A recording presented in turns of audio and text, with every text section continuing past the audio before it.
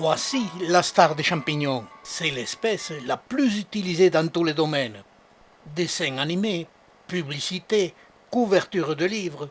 Elle est photographiée sur toutes ses coutures. Je n'échapperai pas à la règle.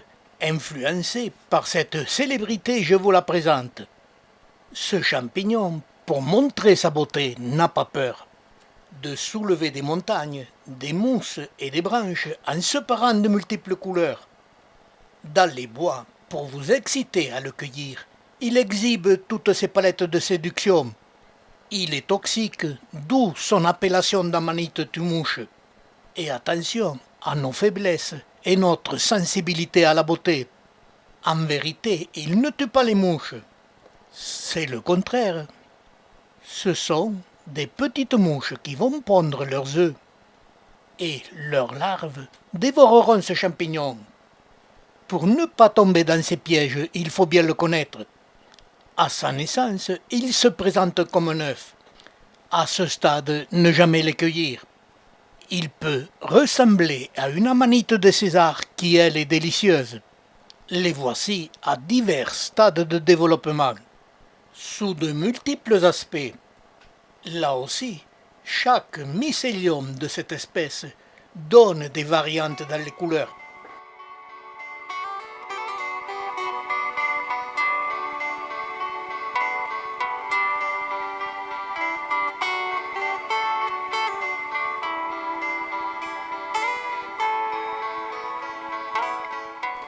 Je le rencontre très souvent en rouge écarlate.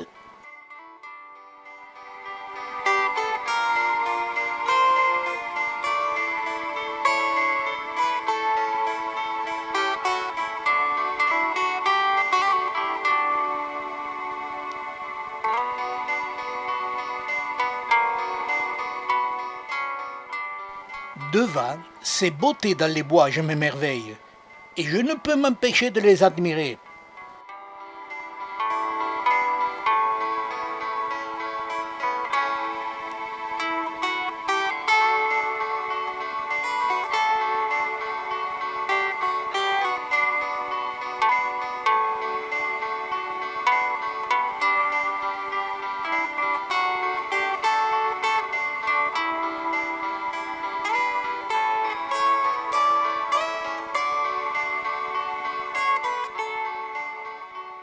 On le rencontre dans les forêts de feuillus et de conifères, et parfois en très grand nombre.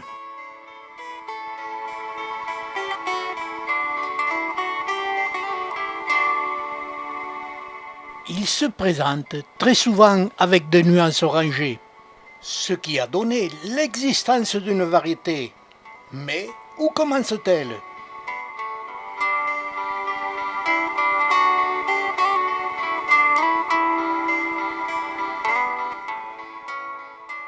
Ces nuances sont dues aussi à la vieillesse du champignon, qu'il peut vivre une quinzaine de jours. Il se décolore en vieillissant et, petit à petit, perdra de sa superbe, car tout a une fin, et il n'échappera pas à la règle.